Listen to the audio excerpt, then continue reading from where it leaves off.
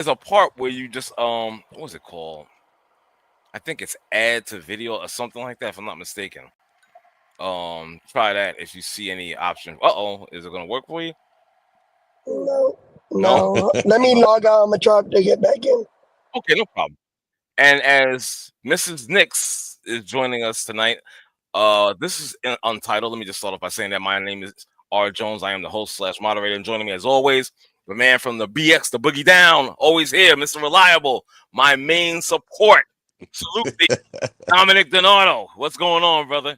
All good, let's roll, baby. Let's roll. You already know. Got a bit of a good show tonight. The good topics, I believe. I had asked earlier if everybody was good with it, and for the most part, I guess they were. So we're gonna get into the first one. Let me just bring Mrs. Nix back into the stage here. There you go. She goes. Hello. There you go. How you doing, Anna? Hey, I'm good. How are you? I'm hanging. Welcome to Untitled. Hopefully, this won't be your last time on with us, so to speak. So we're gonna get into the show real quick. The first thing on the docket tonight, we're gonna get to the NBA and the Knicks. I promise you a little bit later. Promise that's coming up very soon. But first, let's get these little dinky things out the way. Pete Rose no longer banned from the Major League Baseball Hall of Fame. I gotta tell you, initially, I've been a big fan. Listen, I wasn't a Cincinnati Red fan. I was a Met fan at that time. And when Pete Rose did what he did to Buddy Harrelson in that game, where I hated Pete Rose for that, but I did respect him. But how could you not have the all-time leader in hits not be a part of the Hall of Fame? I never understood, and I get the whole betting and whatnot. Okay, did he really bet? Like, did he have any control over his teams and whatnot, making them either lose or put themselves in a position where the game was affected by it? I highly doubt it. I thought he bet on other games. You understand, within Major League Baseball. Right. So, I think the Major League Baseball had the lack of sight in this one, in which they issued him a lifetime ban, you know what I'm saying, against going into the Hall of Fame. I just don't understand how you could do that to a guy that, come on, let's put it out there. This man was career defining as far as hits is concerned. And they made a big deal over it during the time he was chasing Ty Cobb. So you go from that to ban this guy. It was ridiculous to me. They thought he might, again, if he did, which I don't think it was proven, he would have had, I'm what you are, he should have been in whatever. But their theory was he does have some sort of control. He's the manager. He could take a pitcher out. He could leave a pitcher in too long, not have Anna come in the pinch hit. He had some sort of control with the outcome of the game. Okay. That being said, come on now, Ty Cobb, who he caught and passed, one of the dirtiest players in baseball history. Right. And believe it or not, him and Babe Ruth are the two first people ever inducted into the Hall of Fame. Racist to the core. He used to make fun of the Globetrotters music because he was from Georgia, and they used to play Sweet Georgia Brown. Remember the Globetrotters would play that song? Of course. And he would say those N-words using that song as a pot, all this. Again, I'll end it with this, because I say it all the time. Nobody gets in Major League Baseball's way more than Major League Baseball.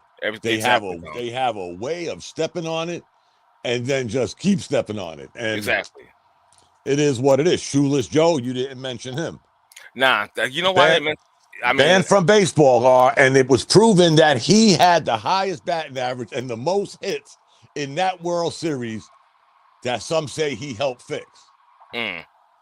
So the numbers didn't jive. So, but he got banned. But now again, man, they're dead.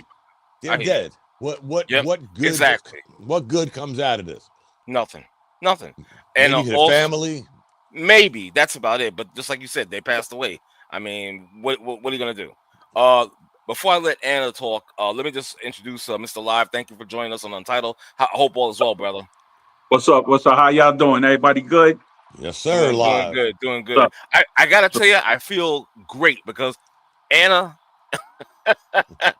this is like a watershed moment for me. I'm not gonna lie, because I normally do not have females on this, and to see an actual female sharing the same screen as me, Dom, and Live. That's right, applaud.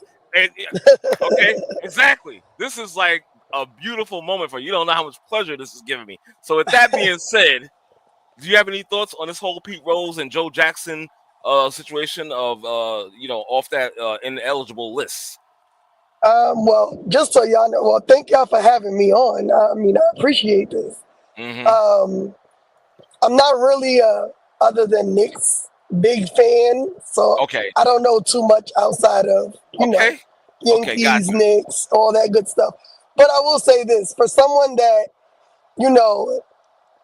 is such a big name in the industry, I mean, yeah, there should be repercussions for things that happen, but a permanent ban is insane to me. Yeah. My own opinion. I mean, people make mistakes. We're all human. And I think just in general, people forget that, athletes are also humans and are entitled to, little hiccups in life. But I'm glad that he's off the permanent ban list for sure. Nice. Now, with that being said, guys, it's still up to the writers. Them clown ass never played a game in their life are still going to have a say-so in. Right. We all know Barry Bonds. Even Anna probably knows Barry Bonds. If Barry Bonds would have retired in 2001, he'd have been in the Hall of Fame. He would have been in the Hall of Fame easily. With 5 MVPs, 6 Gold Gloves. Before baseball could sell steroids, Barry Bonds was the greatest player of my generation. Before all steroids came out. So here we go with baseball getting in baseball's way. Again. Thank you. You're welcome. Live, you have anything you want to touch on this with Joe Jackson, Pete Rose? Anything in particular? I mean, really shortly, man. Fortunately, right. I'm an old baseball fan. I'm a kid baseball fan. I'm a Ron Guidry, Craig Nettles, Bruce Gossage, Willie Randolph. You know what I'm saying? I'm them dudes, right? I'm in there with them. So now, kind of push that aside and really all I'm talking about is who's holding the narrative for morality, right? Who and when, and you got Pete Rose, who, I mean, again, I'm no judge of character, right? But you to ban him from baseball for gambling is to insinuate point shaving. You understand what I'm saying? And on one hand, what wasn't he like the greatest hitter of all time or something, like base hitter of all time? Or? Yeah, he became the all-time leader in hits.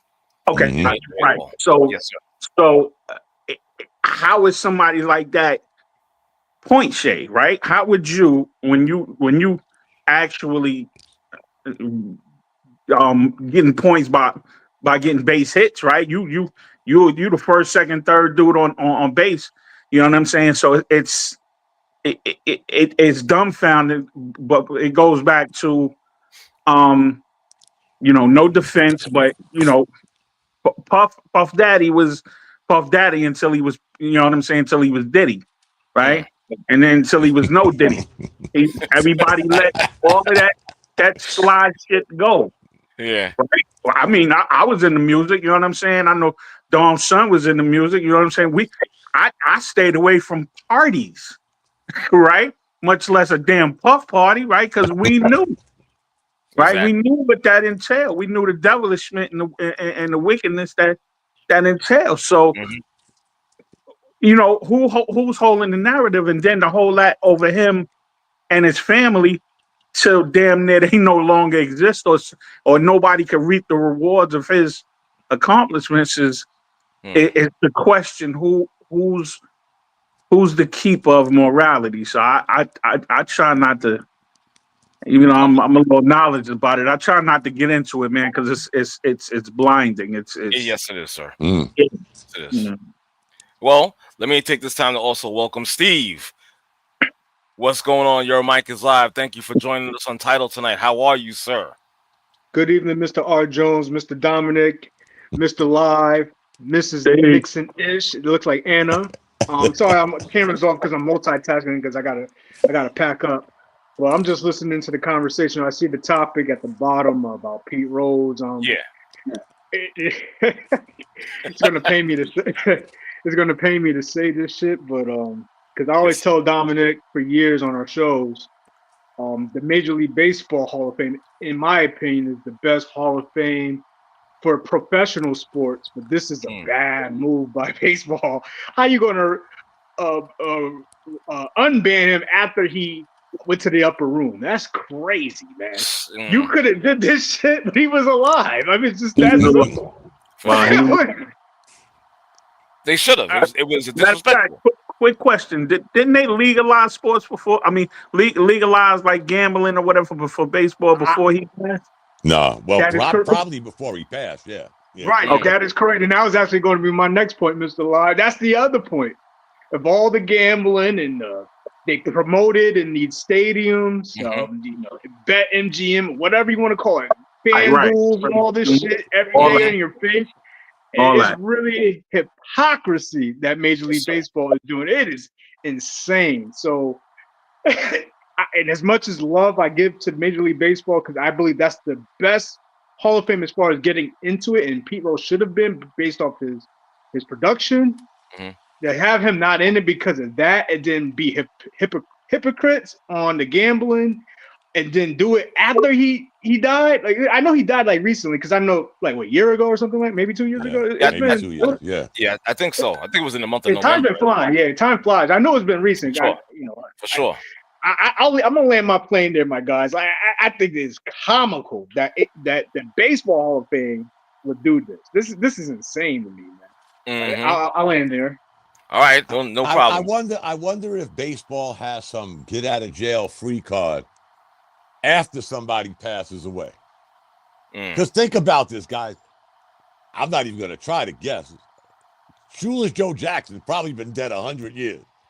I'm just taking a wild guess at that shit, but homeboy's been dead for a very long time. So if that was your get out of jail free card, what took you so long to get Shoeless Joe out of jail? And again, if you research that Black Sox scandal and you research the numbers Shoeless Joe Jackson put up, he out-hit the team that they say he was fixing again. So that was probably the weird. Again, you got to study this because this happened so long ago, and I'm a baseball guy, and plus that's why I do that on this day in sports shit, because I love history in sports. But if you research Joe Jackson, guys, again, probably one of the greatest hitters in baseball. And remember, he got banned when he was an active player. His shit was over. It was like, good night, Steve. See you later. Drive home safely. He was done, like done. And now 100 years later, you want to say, hey, Steve, I'm sorry? Really? I mean, there's got to be 3 generations of his family that's dead. For real. I mean, dead. That's crazy when you think about it. Yes. Another quick question, right? Do you guys think that baseball is doing this now, right? So that the introduction of, Count Chocula and Barry Bonds, when they stuff start coming into play, it won't be so egregious for them to come back in?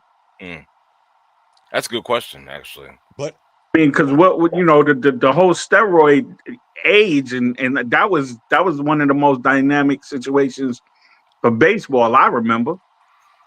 You know what I'm saying? But because again, the morality police going, okay, now that's blasphemy, or what? Y'all turned a blind eye to it for what maybe 3-4 years, and you had the Incredible Hulk at the base every other time somebody hit. You know what I'm saying? Frank Thomas and what was the other dude? Him and McGuire, Sosa. McGuire, you know what I'm saying? Sosa as well. You know what I'm saying? Because right.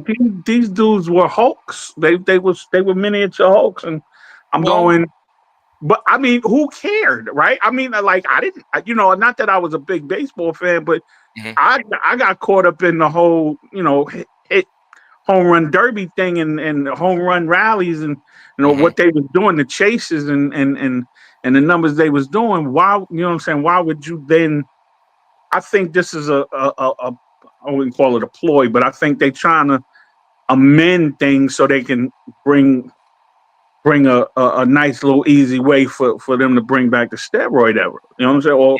Or bring it in without, because didn't A-Rod get out if like that? Drinking the Kool-Aid? But here's the trick. That's a good point. Here's the trick to that steroids thing, guys. Not to beat this horse to death. Mm-hmm. None of them are banned from baseball. No.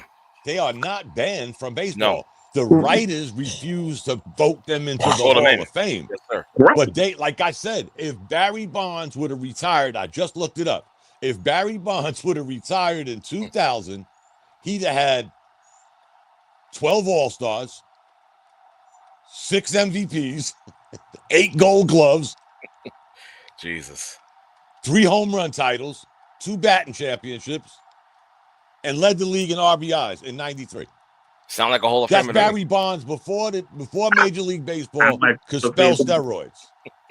But they're not banned live. That's the real oxymoron of this shit. They're not banned from baseball. Like, they could go to baseball games. They could. Barry Bonds was a coach for Miami. Remember, guys? He was a hitting instructor or something for the Marlins. So he's not. They're not banned. They're just blackballed. If that's the word we could use. Right. Yeah. Wow. It's strange, ain't it?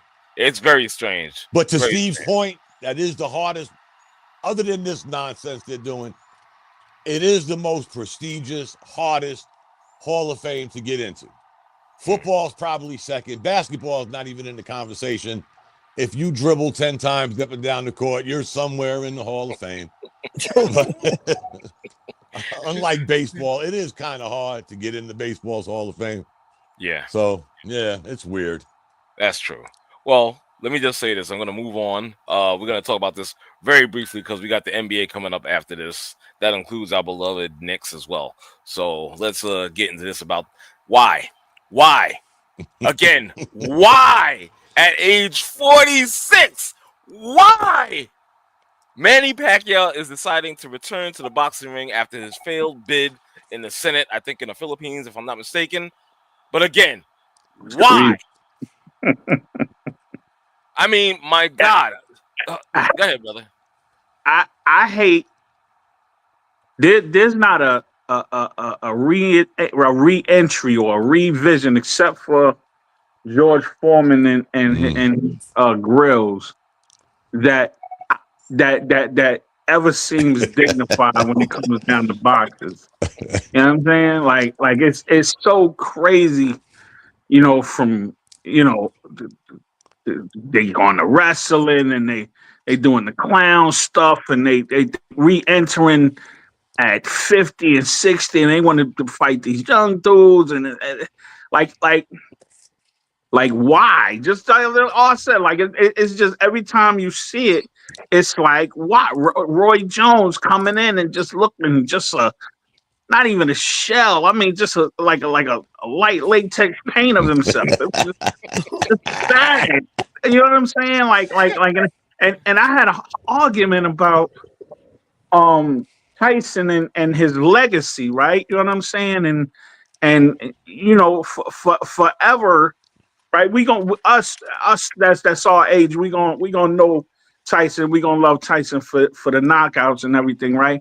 But after we go, yeah, Tyson used to put him out in like 30 seconds, and then we gonna go this last thing where he made all of this money, but got clowned, and it's just I just don't get it. Like how much money can it be? I don't think it's that much money, man. I don't even think it's that much money.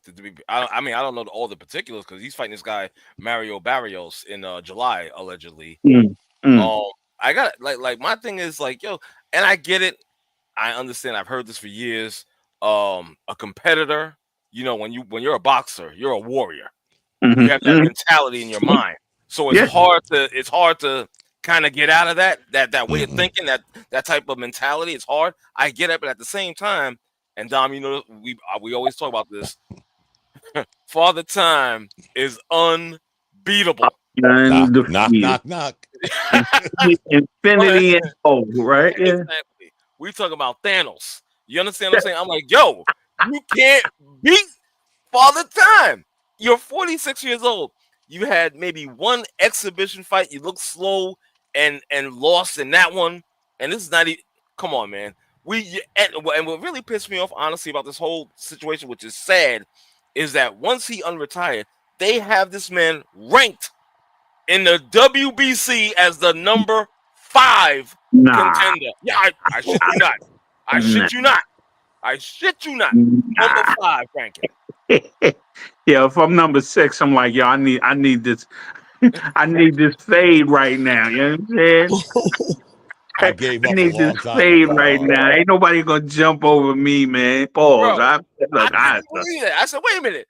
I said, am I reading this correctly? Number 5? And you 5 years away from the ring and you get this ranking? I'm like, come on. I bet he gets at least 10 million, Yeah. You know what? I would hope easy. not. I would hope not. Maybe Easy. 5. He'll Maybe get 10 5. million on But his name. He gonna get that on his name. Yeah. I can remember. I can remember 3 years ago, when I told you, Mac, when we were doing this shit on the phone. I am no longer a part of the boxing industry. I feel you. I can't do it, man. It's just I get so it. I get corny. it. It's because you remember, and even all of us on the line, Steve, Live, you know, Anna. We remember when number 1 fought the champ. Exactly. Number 2 fought number 1 to see who was going to fight the champ. That's out the window now, bro. That was must-see TV. Yeah, okay, because you knew you were going to see something competitive. It wasn't that was must-see TV. Yeah. Man, I grew up on boxing, man. Like I you know, the feel of glory and the agony of defeat. And I grew up on all that, man. Shavers and Hearns and Hagler, you know, Aguayo. Man, those were boxers. Man, Roberto Duran, even though, who was that crazy guy that they always said might have been juiced? Aaron Pryor. Remember Aaron Pryor? That always looked like he was on something, right? That was my favorite right there. Aaron the Hawk Pryor. Yo, I love that guy. Aaron Pryor was slugger. Yeah, he was a beast, man. Yes, I don't know. I always thought something was wrong with him because couldn't nobody be that hyped after getting punched in their face that many times. He'd be in the corner like that boy was a beast. I don't know what he was doing. Between him and Hagler. Hagler was one of my favorites. He was my favorite. Remember when he used to beat him up, that just pound him into the ground, and then go back to the corner, like just dancing and shaking his head. I'm like, I would never have to shoot that. Let me get I don't know if I know Anna said she's into just the basketball, so I'm not gonna even put on the spot. Well, I know a little bit about a little bit about boxing. I used to watch boxing back in the day. Okay, I got you. I don't know if you want to, but I definitely think it's a money thing. That's the only thing that makes sense: money and publicity. So, although he may not make a lot of money right now, he probably is some endorsement money coming in somewhere. And I don't know if he has other things going on in the background where he needs to put his name out there. But that's the only thing that really makes sense when you get back into boxing in your 40s. It just doesn't make any sense unless someone, calls him out. And like you said, then you want to, fight for your name. But none of that has happened. So nothing else makes more sense than he may need some money. Well said, how old is he? 46. Yeah, almost 50. Hell no. Sheesh. Anything over 5, we round up. I'm a partially agree with Anna, but it's not just the money. Well, I can't count these guys' pockets, right? When guys these guys got bills. Let's keep it a buck, man. Inflation, dudes got bills, and these athletes and entertainers have to still keep up with a lifestyle. Yep. So in order to keep up with the lifestyle, you got to have money coming in. So I do believe partially it is that. But I also believe certain guys who reached a certain caliber, like a Manny Pacquiao, Roy Jones, Bernard Hopkins, guys who stood the test of time over a long period, Floyd Mayweather to an extent. It's not just the money, but boxing is like their own personal Super Bowl when they have a big bout. So they like the accolades. They like the recognition, the prestige, the spotlight on them for like maybe a night, out of the year, maybe 2 nights, depending on where they're at in their career. So I think it's a combination of that. And the thing about boxing that I love, even though the sport is dying in the sense of losing to UFC right now because combat sport, UFC's got a formula that's working where boxing, it's about the bag. And I'm not mad at boxing, but it's hurting in the sport overall because you're not delivering fights like you should. Although it is on its way back up with Saudi Arabia. I mean, that thing's a gym right there. But nonetheless, I do believe that with Pacquiao, it's about let's take it on a global stage. Outside of the United States, he's a king in Philippines or that part of the world. He's a god, and I think he's kind of like putting himself back out there. So people on his side of the world, they want to. He wants to show like I'm still Manny Pacquiao. Whether he wins or lose, he's a former politician out there. I think it's a combination of money, spotlight. Maybe look out to the younger people. Like this is Manny Pacquiao. I don't think it matters whether he wins or loses as long as he gets a paycheck out. Because of his name. He's had some war. I love Manny Pacquiao. Now I know we could go back to what was that Mayweather fight? 14, 15? That card, what happened with him when with the hand. But he's had a great career. I mean, the only thing he's always struggled against counter punches. Like Antonio Barrera was not Antonio Barrera. Manuel Marquez always gave him problems. And then he got robbed by Timothy Bradley. That's the biggest robbery in boxing that I could think of was the Timothy Bradley robbery.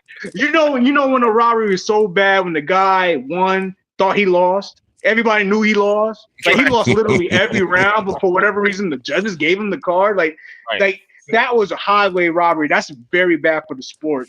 These are things I remember from Manny Pacquiao. The fight with Timothy Bradley, Mayweather, I think a year later after that. But he always struggled against counter punchers. Even though he did beat Manuel Marquez like the first time, that second time, Manuel Marquez put him on his ass, man. So But yeah, Manny Pacquiao is a legit Hall of Fame boxer. I think he was an 8 division champion. Like, come on, I don't. You put his name out there, people like me are still going to go watch, even if he could be punch drunk at 60. Because it is boxing and I'm used to tuning in. I'm going to watch. You're a better man than me. You're a better man than me because I'm gonna tell you right now. I don't want to see Manny Pacquiao at 60 years old get rocked. Exactly, and he's gonna get rocked, and he's gonna get rocked this go around.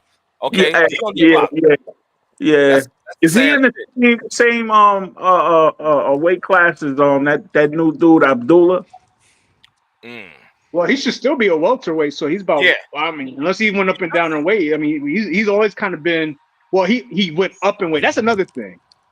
That shit is hard, man. Like going up in weight. Like he started off at 115, maybe. And ended up at 30 pounds. Like that's a big change. That's like 6-7 divisions right off rip, and he won belts in all them shits. Right.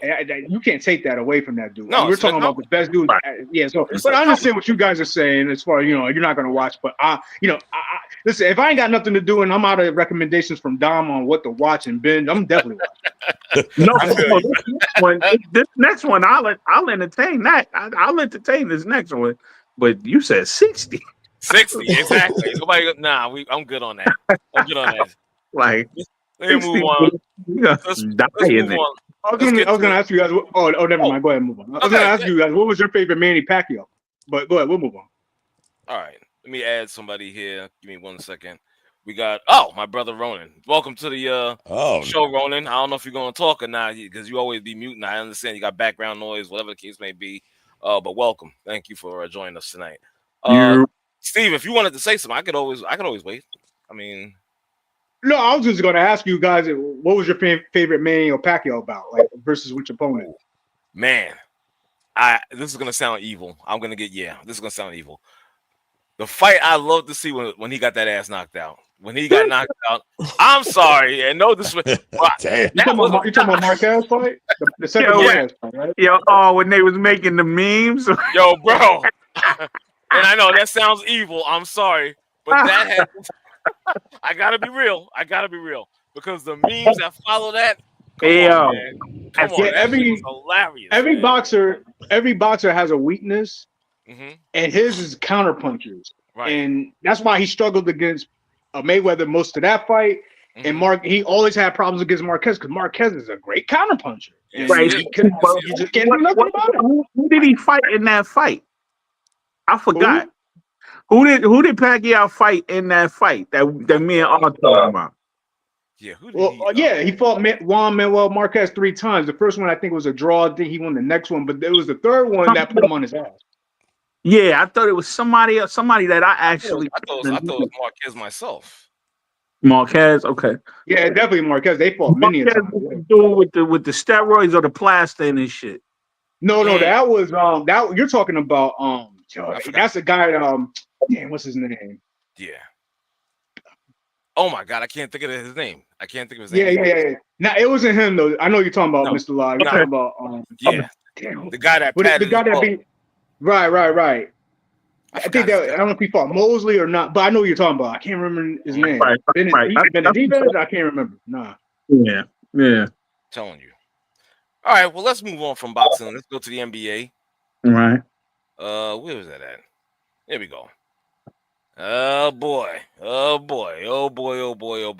Giannis, you have to forgive me because I do not know how to pronounce his last name for shit. I never have. He's been in the league for a while. I still can't get that name down. Shame on me. I was bad host. Okay, I get it.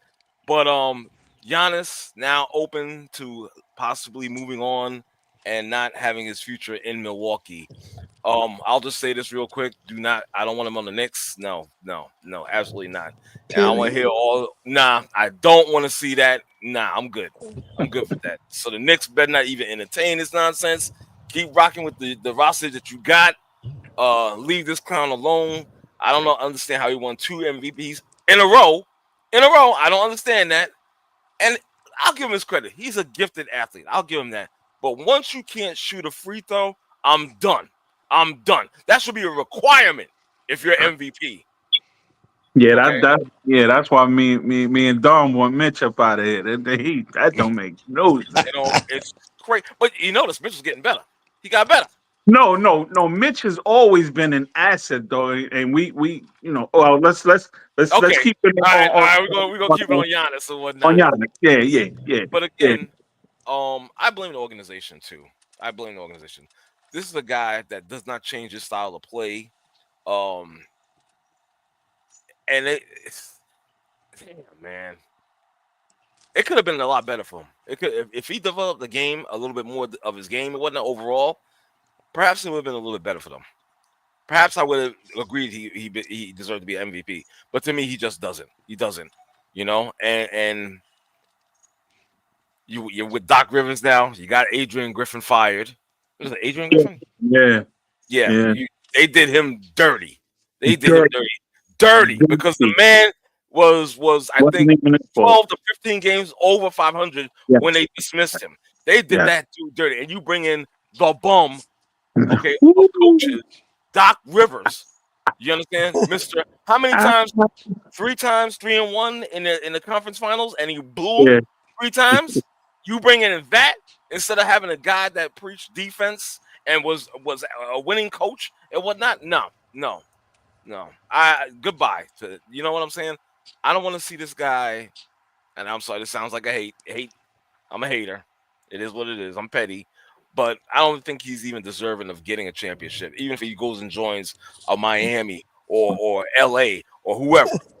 You know what I'm saying? That's just my initial thoughts. So you can't be serious, R.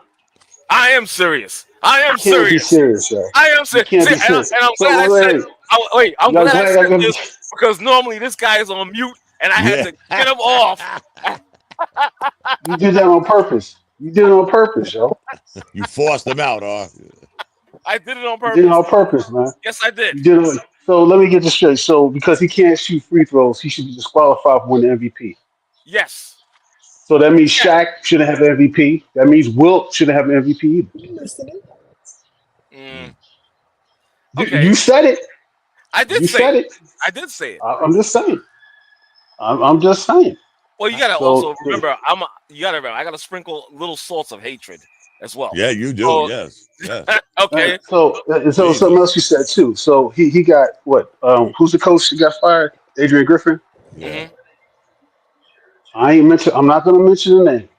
Not going to mention the name, but they went to the Western Conference Finals 2 years ago, and somehow that guy got fired. Mm. They won a championship, and somehow that guy got fired. But yeah, I'm gonna go back on mute, man. Come on, man. Come on. Why you? No, Come on, Ronan, man. come on. That, Stay on, brother. Stay on. Stay yeah. on, brother. Come Come Like on, on, you man. man. know. Come on. I don't understand. Look, man. I understand that. Look, this guy doesn't have a go-to move. Unlike just like same cat, they're kind of similar. He don't have no go-to moves either. No. But I'm trying to understand this, man. This guy won a championship in Milwaukee. No top 75 players on his squad. And he was hurt. He dropped 50 in an elimination game. But somehow Sorry, I'm Ronan. trying to understand it, man. Sorry, Ronan. I let you down. My bad. Some I, stuff we're gonna agree on. Some stuff we're right. not. It is what it is. Not to defend my brother Ronan, but sometimes a person is who he is. He does what he does very well. We can't deny that. Okay, I just looked it up. His career free throw percentage is 69%. So, and he started off really shitty. He was in the 50s. Mhm, So mhm. that being said, is he going to be Jerry West, Karl Anthony Towns from 3-point land? No. But is he unstoppable going to the basket? Is like I said, is he good at the good things he does? Right. He averages 11 rebounds a season. He shoots 61% from the field. He averaged 30-something points. And that's with changing coaches. People can say what they want. I don't feed into the rumors. But you went and got Doc Rivers because he was supposed to be the new Tom Thibodeau when it came to defense, and they started giving up more points. And then you take Drew Holiday off that team. Then you take Chris Middleton off that team. Now, Middleton was probably one foot on the banana peel, the other one out the door. But Yeah. Drew Holiday meant a lot to that team because they had all those pieces, and you bring in Drew Holiday and you win a ring. You bring him to Boston, he does exactly what he was doing in Milwaukee, and they win a ring. And they Yep. had Tatum and Brown for 6-7 years. Yeah. They might have gotten there, but again, the year the Celtics lost, if I'm not mistaken, Jason Tatum set a record for turnovers in a playoff season. Mm-hmm. Through all the playoffs, he set a damn record for turnovers. But you go get Drew Holiday, but again, it's probably a sprinkle of your hate. You had that with something else. I forgot what it was. But when you hate shit, you go all in, man. I'm sorry. That's just what it is, man. I That's just just what don't it is. see. I don't see. Again, one, I'm like Steve. Me and Steve really never really get into the rumors. So if he does get traded, he does. You know, the word on the street, if you believe rumors, San Antonio's going to trade their second round pick to Milwaukee, get Giannis to go with Wemby, and you know, I don't know. Crazier things have happened in this NBA. Yeah, as far as the Knicks is concerned, right? Mm-hmm. Who you talking about trading them for? Yeah. Right. Right. So y'all already know. I think the squad is broken. Right. You know what I'm saying? I mean, in a couple of places, but if we just talking about that starting five, right? It's a whole at the 2, and the 5, right? If you go, you're bugging. You're not that. No. Josh Hart is not supposed to be there. And after last night, I have questions about Cat. So I'm just putting it out there, right? I'm just laying my shit flat for further discussion, keeping it on Giannis. What does the Knicks do to get him? Already know that 50 and 50 equal up. So let's go.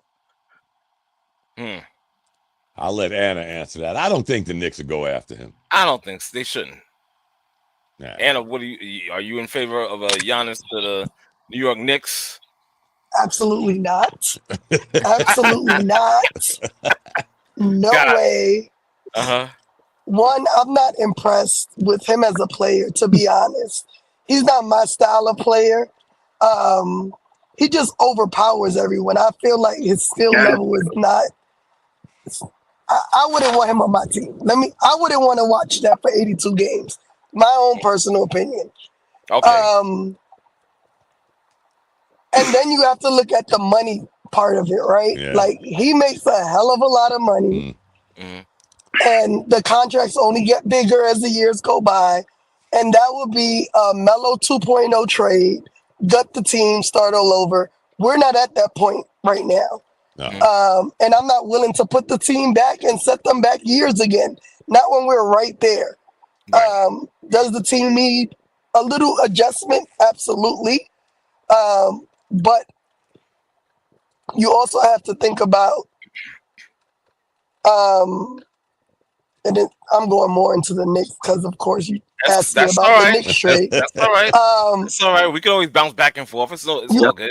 Always have to think that this Knicks team, this is only their first year together. We got Cat right at preseason or training camp. So we haven't even seen, the best of what we have. And to me, making such a big change, like starting lineup changes, when you look at who's been winning, it's been teams that have been together for long times. The Boston, although Cleveland got eliminated, their team has been together for a long time. Right. Us Knicks fans, we're so quick to be like, oh no, this ain't working. And we've only seen however many months of basketball, not even a full year, not even a full calendar year of the team together. So, and then again, going back to Giannis, what do y'all know what his salary is like? In the 60 million per season, right? It's right around what we're going to be paying Cat in 2 years, about 61 mil. Right. I mean, I would much prefer Cat than him, to be honest. That's just my own opinion because Cat can play inside. Cat can play the three. He has a little dribble. Giannis has dribble. Giannis' whole game to me is just overpowering people. That's it. And being fast. And speed ain't gonna be there forever. Well said. Well said. Is Giannis a faster version of Shaq? Just plowing over people, bullying his way to the basket. I'm just asking. I hear you. Maybe. And another thing too, and the difference in them to me is that Cat doesn't need the ball to be effective. You know what I mean? Like, he doesn't need the ball. To me, Giannis needs the ball a lot. And with JB as the lead, I don't know how that will work. I don't know. Okay, Giannis next year, 57 million.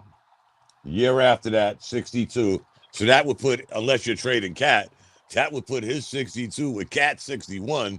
That's 123 if my math is correct. And then his last year on his contract is 66.8.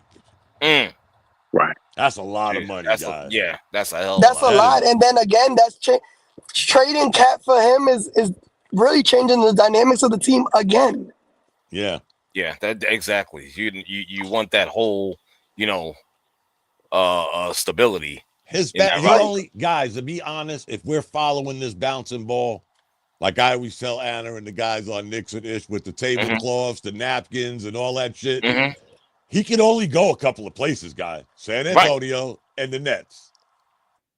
That may be the only two options unless somebody totally guts their team to get to that money I just mentioned. That's a lot of guys. That's probably half the net salary. Probably. But even a team like the Nets, Don. Yeah. Even a team like the Nets, they don't have big name, they don't have big salaries like that. Right. So they're gonna gut their team too. No, but their whole team, depending on what you trade to get them, I'm pretty sure their whole team is probably close to 68 mil a year. Right. They ain't, like Anna said, they're not paying nobody. So Right. you wouldn't, again, the Nets and the Spurs would not have to go knee deep into trying to match dollar for dollar. They could just take on his salary and pass on whatever they can to pass on. Right. Because they're not spending no money. Who's San Antonio paying, guys? De'Aaron Fox, maybe. He came with a contract. Wemby's still on his rookie deal. Yeah. Right. To be honest, guys, and I'm not going to try. I don't even know who the hell's on the Nets, so I'm not going to try to say who's making what kind of money on that team. Cam Johnson. That's about it. Yeah. Is he making That's $30 million? I doubt it. I doubt if anybody on the Nets is making $30 million a year. They would have to sign and trade somebody and get that first year like 52. Yeah. Just to even it up. You know what I'm saying? They would have to do what the Knicks did last year and just give people money just so it get But even. the good thing with the Nets, if they do it live, let's say hypothetically the Nets match dollar for dollar, give up umpteen players. That means there's still $1 zillion under the cap. Yes, sir. Yes, sir. Because they're not paying nobody now. So not really. Even if they parlayed $50 million, they're probably $80 million in the good. Right, because they ain't got no squad. Right. Exactly. Right. They don't have nobody getting paid. Right. Nobody's getting paid on the Nets because they. Nah. I don't mean to sound like that, but because they Brooklyn. They the Brooklyn Nets. And they're not the only ones, guys. You got the Charlottes, the Utahs, the Wizards that they're not paying nobody. Right. There's certain teams that's in the NBA that's just looking to break even. Right. Like I mean, they making a profit off of the incentives that the NBA gives them for existing. Right. Right. They get all the TV revenue, all this new CBA shit. Right. Yeah. But what do they? Somebody brought up a good point on Sirius XM one day. What's that? Like, if you're getting all this excess money, guys, not just your attendance, your gear, you know, there's sharing, there's profit sharing in the NBA. Right. Now, what are you doing? Sort of like I told you this before, or I think it was when did Kansas City win the World Series? 2016? I think when they beat the Mets. 15 or 16. Okay. I'm not mistaken. They basically used all the money, the Yankees, the Dodgers, at that time, the Red Sox, because baseball shares it with the teams that are, you know, the bottom of the barrel. So basically, the Royals spent $100, the Yankees and everybody else gave them $100 million, and they won a World Series on our money. So again, you got to ask teams like Charlotte, Washington, what are you doing with this revenue sharing? Enough of this bullshit. Open your books, come clean, and tell us why you're not spending. Now, if nobody wants to go to that team, that's a different story. Right. But I'm pretty sure if you offered, let's say, a Josh Hart, $20 million, I'm pretty sure he'll take the $20 million to go play for another team if his salary is more going forward than it would be with the Knicks. What I'm saying, guys, is there's somebody out there that you could be paying with all that damn money you're getting, whether your arena is empty or not. That profit sharing shit, guys, somebody got to explain to me what parameters are they putting on this. We can't have that many bad teams with all this money going around. Sorry. I can't buy that shit. I don't. All good, brother. Steve, I'm sorry, brother. No, it's all good. You know, I think I was talking to my dad about this the other day. We were talking about teams in the West because I thought he would go somewhere out west, a team that's on the up. I don't have the team's salary caps in front of me, but we were talking about teams like Houston that could use somebody like that. They take it to the next level after their second seed in the West. You know, I don't know how they could work this out, but this is another team that they could definitely use it for different reasons. It would be the Clippers. And the reason why I would save them, I don't know if they have the trade pieces, but that owner would pay anything to get somebody like a Giannis to fill seats in that new arena. So that would put them in competition with the Lakers, of course, in that market, right? And then on top of that, the Clippers, new arena, new identity. You know, remember the Lakers played in Inglewood forever until they moved to downtown. And then all of a sudden, the Clippers, who were playing at USC, shared an arena with the Lakers for 20, 30 years. Now they got their own building. They're trying to build their own identity. And I think if you find a way to pair up Giannis and Kawhi Leonard, I'm not saying it's going to win a championship, but I'm looking at it from a perspective of an owner who's willing to spend anything to try to win the championship. It would be that guy who he will pay the luxury tax. That guy got deep pockets. That Microsoft guy, Ballmer. So,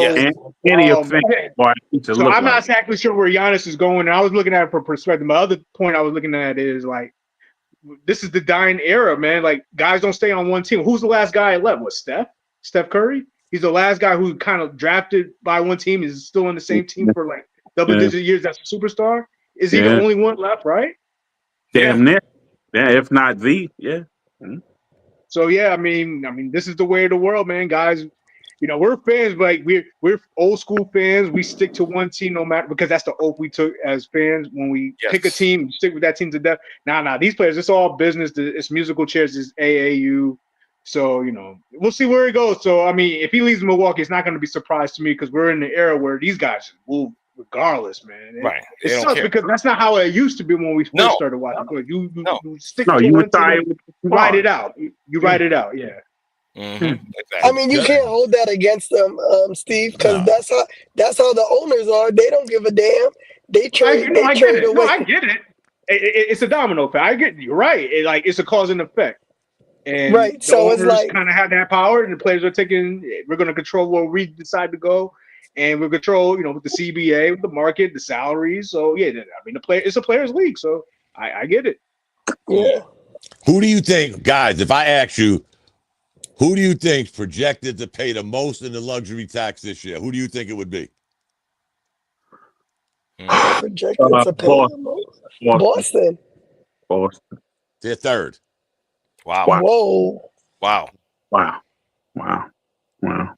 thought it was Boston. I'll tell you what, 1, 2, 3, 4, 5, 6, 7, 8, 9, 10. I got 12 names on here, and the one that Steve said with all the money, Balmer, his team's not on there. What? You wouldn't believe who 1 and 2 is, guys. So I'm just gonna let it out. The Phoenix Suns, 208.62 million because of the 3 jamokes they got. Minnesota is second, but it's one hell of a dip. It goes from 208 for Phoenix to 105 for Minnesota. Wow. Boston is third. Wow. Milwaukee, Lakers, Heat, Nuggets, Sixers, Knicks, Warriors, Mavericks.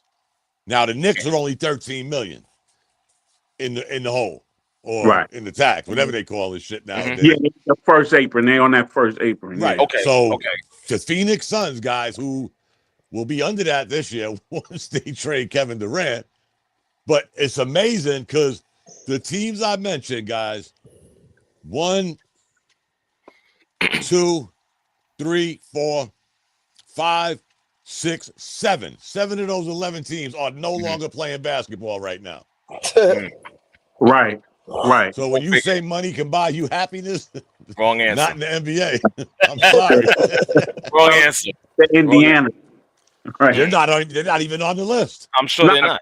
Absolutely. They ain't been on the list forever. They don't just left in the playoffs. OKC still playing, right?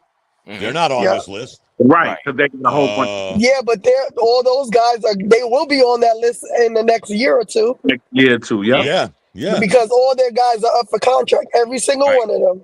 Damn. Like, you know what they're saying now, guys. This Celtics team that we're seeing now, this is it. This is it. Because the Whites, the Pritchards, the Horfords, they're all going to have to go because of this new. And I tell you guys that I'm going to stick to my guns are alive. I've been saying it long enough. Give this shit 2 years, 3 years, and somebody's going to learn how to manipulate these tablecloths, napkins, all of this bullshit. We won't even hear about it no more. They'll still be paying $208 million into this tax because they'll find a way to get around it. Again, guys, look what we're saying right now. Somebody, the Phoenix Suns, who didn't even make the playoff, are willing to pay $208 million. And this is low. The years Golden State was killing people, they reached $365 million into the luxury tax. Yeah. That's more than some teams spend in 3 years. Wow. So believe me, they'll find a way around it. So I think some teams already have, and and I'm gonna say the Knicks, and I'm gonna say this, and I'm gonna explain it. I think the Knicks have found the way. We are in a market where you can get your guys money outside of basketball money. Sure. And the Knicks did it. When they were talking the Jalen Brunson contract, and I used to look, because I look for Knicks in this show, right? You see his endorsements going from 1 to 2 to 3, 4. I think after he signed the contract, he had like 11 endorsements from 0 at the beginning of the year. So it's like, okay, we're going to give you this on contract, but look at all this other money you going to make while you a Knick, because you're a Knick, because you're the face of this team. You got the AT&T endorsement. You got all these other major endorsements. The man probably don't got to pay for nothing in the city. Nothing. At all. You know what I mean? You take all that into account, and then I don't know that that's true, but bro, we're paying his dad money that's not in our cap. Right. Yeah, management ain't part of the cap. Right. No. Right. I'll tell you this, guys. I'm looking at this too. The Knicks have the 4th highest payroll. Okay. Wow. I didn't know. Again, you know who's number 1, right? We went over this a minute ago. Phoenix. And guess what? The next 3 teams are still playing basketball right now. Minnesota, Boston, and the Knicks. 5, 6, 8, 9, 10, all the way down are at home. And they're only, on average,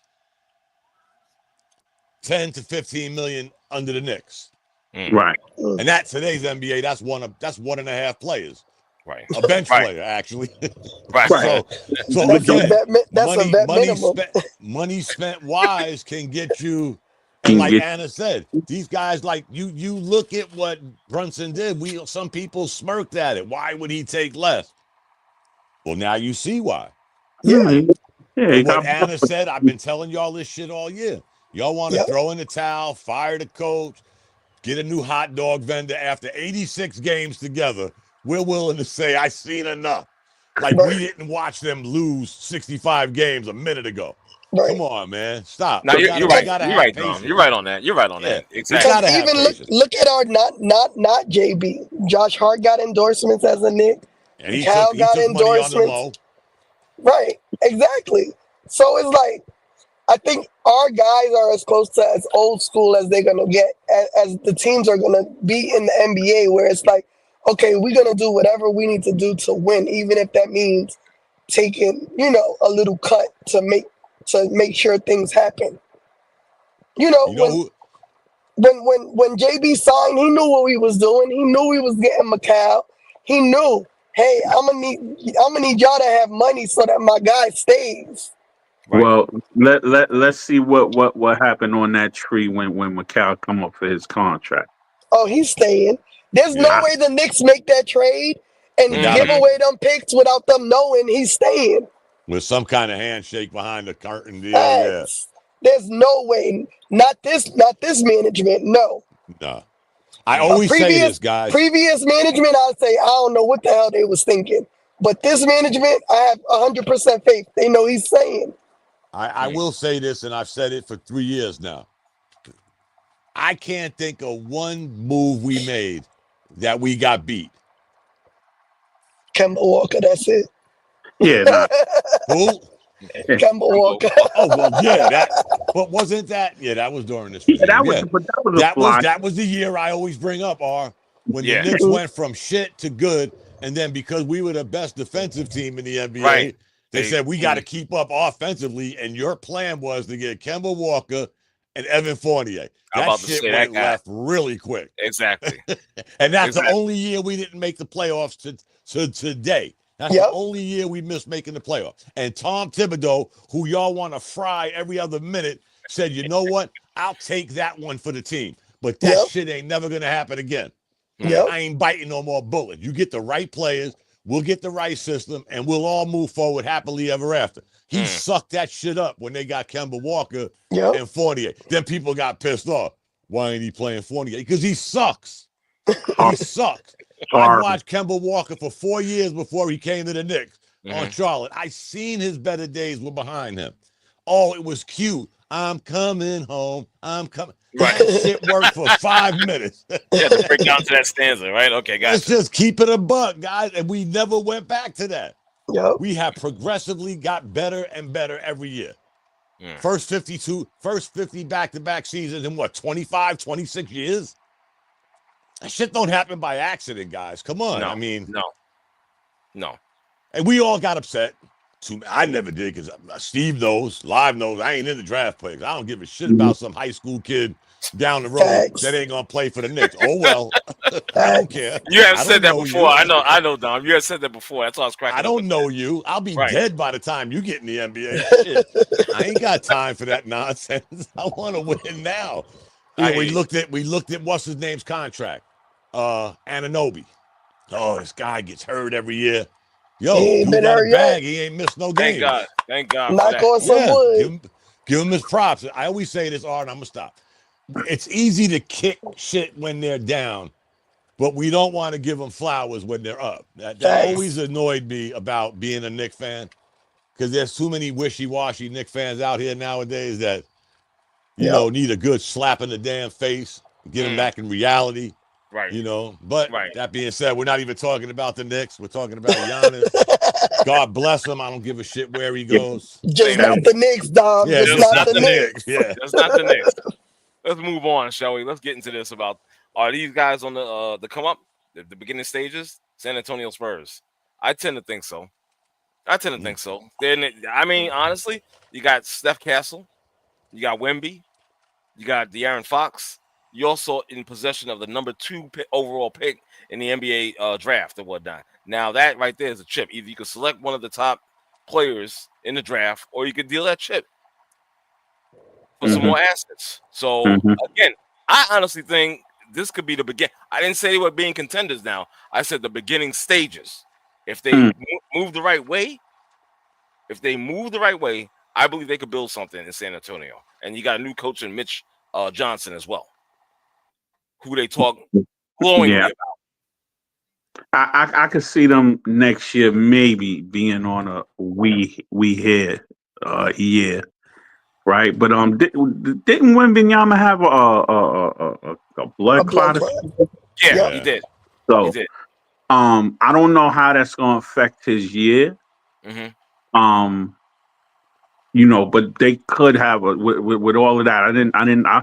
I forgot they even got De'Aaron Fox. That's a great for them. Yeah, that's a great pick for him as a facilitator and Wemby as a receiver. That might have him come closer to the basket.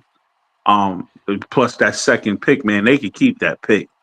Right? They all that. They don't get it twisted, Live. For those that watch college basketball, there's some good kids underneath Cooper Flagg. If Cooper Flagg is your, end all be all, you still got that kid from Rutgers, Harper. You got Edgecombe. You got Bailey. You got some. You got a very deep. Deep. They say that a lot, but this year I would say at least the top 6. Can be. I won't see a franchise changer unless they went to somewhere like Charlotte or Washington. But you got guys right now that San Antonio could pick one of the top, after Cooper, the next 4. They could pick one of the next 4 in the draft and still have a solid player moving forward. You never know that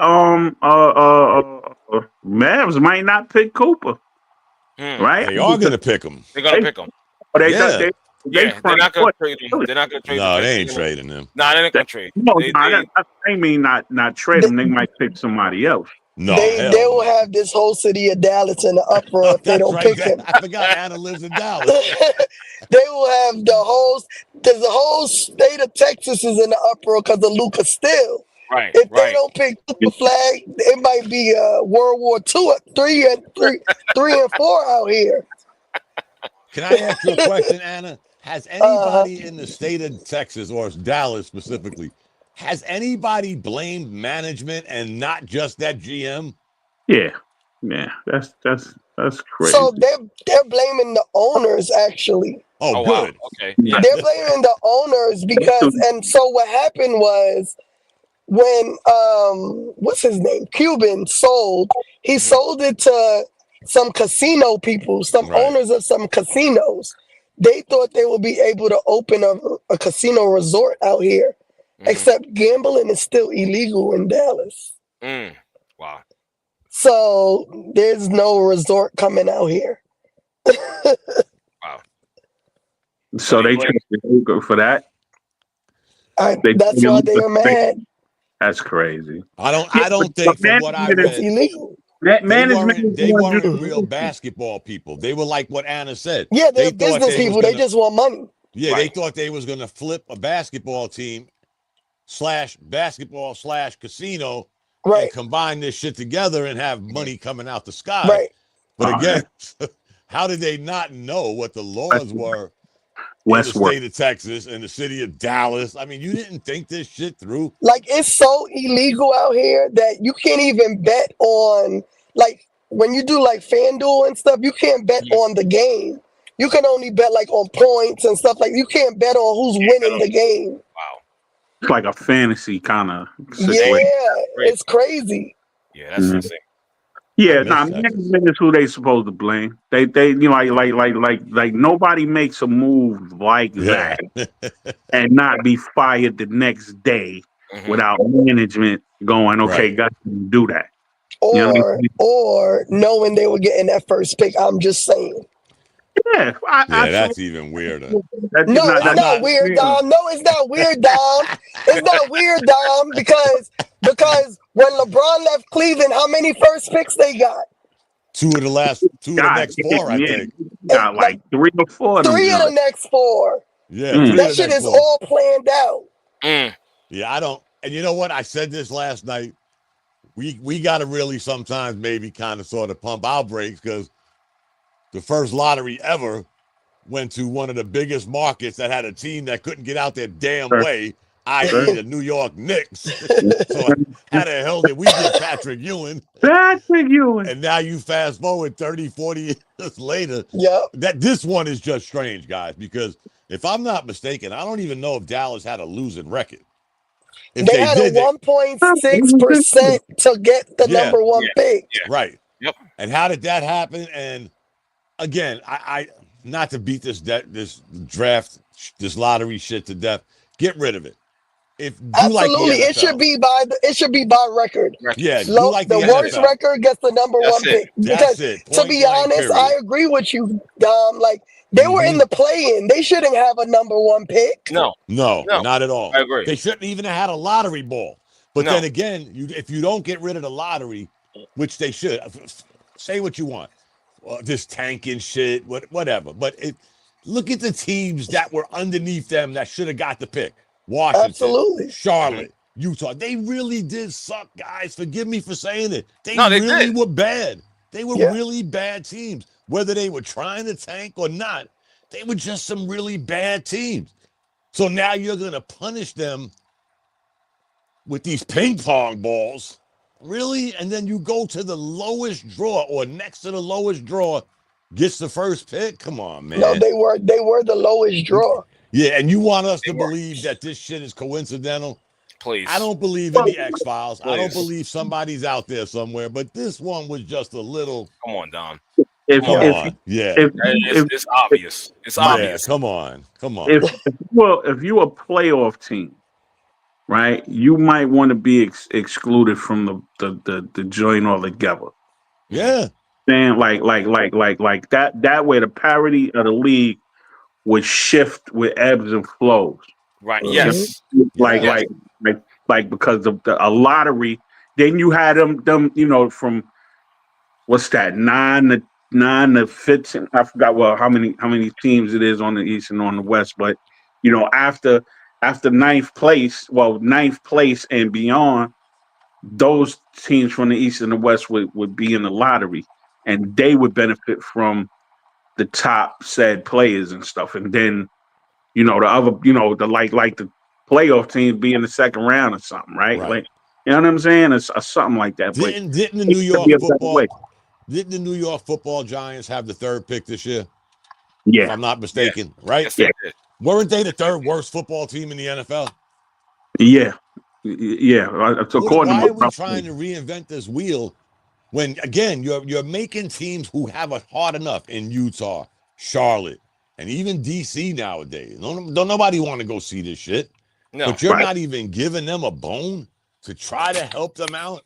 That's what I mean about the NBA, guys. I like the NBA. I am not in love with the NBA. I am a Knicks fan. There's too much fuckery involved with the NBA sometimes that makes me spin my head with the commentators, the shit shows that are on before and after the games. There's just so much stuff with the NBA that makes me say, you know what? I'm just glad to be a Knicks fan. Yes, sir. Because there's just too much dumb shit that happens in the NBA. And this was the cream of the crop, guys. Come on, man. Stop. That would almost be like the Lakers trading to get Luka, and they get the number one pick. Really? And nobody would shake their head and say, damn, Hannah, how did you do this shit? Right. Really? Come on, guys. Come on. It just seems a little. Where did Utah fall at, matter of fact? Oh, man. Fourth? I think fifth, maybe. I think Charlotte got the fourth pick. Let me see. Yeah, Utah, worst team in the NBA. I think they got the fifth pick. Go ahead, guys. Keep talking. I'll find it. Yeah, that's crazy. So when you guys say fifth. Come up, so what do you mean by come up when it comes to the Spurs? When I said come up, I mean I'm talking about the beginning stages of them being on the rise. You know what I'm saying? Just the beginning stages of it. You know what I'm saying? And then maybe after this draft or whatnot, and they get their team together. Now Dom mentioned some teams like the Hornets, the Wizards. See, these are teams that just can't get out of their own way. See, they would, to me, be on the come up. So when I think of the Spurs, it just doesn't seem long ago that Ginobili and Parker and Duncan were still there. It doesn't seem that. I mean, it may be like 10 years, right? But it doesn't seem long because they were winning for so long in the early part of the century. So I don't look at it as a come up because every team has to rebuild at some point. Right. But now, as far as the Spurs, I don't know, man. I don't know what they're going to do. I'm gonna tell you why. Unless they change philosophy, because they always seem like the team to draft guys that are going to fit into a system. I don't know if they're going away from that or not. And the only player available that I don't know if they would draft would be Bailey. Would make the most sense, but I don't know if he's a system guy. And if they're going to change the direction on how they usually see when they draft guys, they knew exactly who is who, what is what, and who's going to they knew exactly what they're doing with R.C. Buford and Popovich for like 20-25 years, man. So I'm kind of curious to see what they're going to do. It's possible they could trade out of that. And get more draft capital because they've done a very good job getting guys lower in the draft, like Ginobili. Nobody thought Ginobili was going to be a Hall of Fame type of player coming off the bench. But I am kind of curious to see what they do because they don't necessarily go after the flashy, all about me type of player. It's not really their MO. You know what I'm saying? Yeah. That's I don't know. I don't see them drafting Harper. There's no point because you already got De'Aaron Fox and you just traded for him in Sacramento. Right. You kind of definitely need a big man, so I would think Bailey, but I don't know if Bailey fits what they want to do. So that I'll wait. I'll see what they do. They got him projected, Steve Harper, in one of the mock drafts because they got him listed as point guard / shooting guard. So but he's a point guard. But Dom, he's a one. Right, he's a one. Him and De'Aaron Fox are literally the same guy. Right, but they're basically the same guy. Basically, they're both lefty. They both have left. Huh? In today's NBA, could he play shooting guard? Probably. No, but they still I don't have think it's a good idea. Yes, the Spurs still How many times we've seen Dom? How many times we've seen a team like the Knicks, Strickland, Mark Jackson, Like you can't have an overload at the same position. Right. And I'm assuming they're going to keep Chris Paul. And like I said, they already got Castle as a shooting guard. No, he retired. I don't know. I didn't hear he retired. I don't think he retired. I don't know about that. Yeah, but Chris Paul is. I mean, he's at the end of his rope. I mean, we're talking. Out, Steve. He get a Frank Big. What's his name? Mr. Lai. Frankie Donuts. Frankie. Ilhida. Yeah. He's in that territory at this point. And to be honest, he didn't retire officially yet. No, not yet. But you know what? Yeah, he averaged 9.7 assists last year. Yeah, he wasn't bad last year. He killed us. He's serviceable. I mean, he's serviceable, but he ain't like that guy. No, absolutely not. And he definitely wouldn't be that guy. He'd be that guy on the bench. You know what I'm saying? Coaching and coaching them dudes up. It'd be like TJ Tucker. It's just a process of elimination. Like I would think Flagg will be going to Dallas, and then what would the Spurs do? I don't see them drafting a point guard. I would think they would go after Bailey or trade out and get more draft capital and build around the team. That right there, Steve. Or are they going to trade their pick for Giannis? Ooh. Wow. Yeah. You know what I'm saying? Draft capital. Yeah. Or trade. Yeah, you're right. We'll see. Yeah. But like I said, guys, they had the worst record in basketball, and they got the fifth pick. San Antonio would make sense for a Giannis because I don't see Giannis going to a big city market. He doesn't give me a vibe that he could dwell with a media pressure like New York, Boston, Chicago. Well, New York, Boston, LA. I think he kind of is more of a small town. San Antonio would fit for him. I think they could make that work. Okay. Yeah, but then again, are you clogging the lane with Wembanyama and then Giannis, who just goes to the basket? And well, Wemby is kind of outsidey, man. Like I was going to say, unless he's going to become the new Cat, and just be a perimeter big man. I mean, yeah, that's right. We've seen it before. I mean, it's actually like a cold. Most teams are catching it, but I just think Cat be better served as a 4. Yeah, and Wemby would be so crazy just down low. He would dominate this league down there if he stayed down there. Like I don't think it's in him live, honestly. You know, it's like I said last night. It's like 7-Up, and caffeine. Never had it, never will.